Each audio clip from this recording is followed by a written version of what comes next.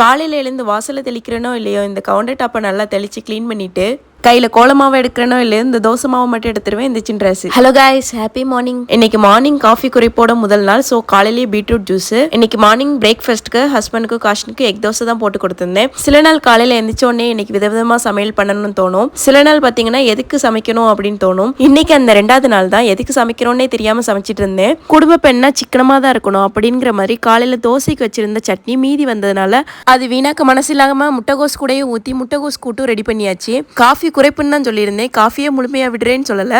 மதியம் நல்லா சாப்பிட்டுட்டு தெம்பால் லாகின் பண்ணிடுவேன். ஆனால் டைம் ஆக ஆக இவங்க கொடுக்குற ப்ரெஷரில் தலைவலியே வந்துடும் மாதிரி ஈவினிங் காஃபியோ டீயோ குடிச்சாதான் அடுத்த ஒர்க்கே ஸ்டார்ட் பண்ண முடியும்.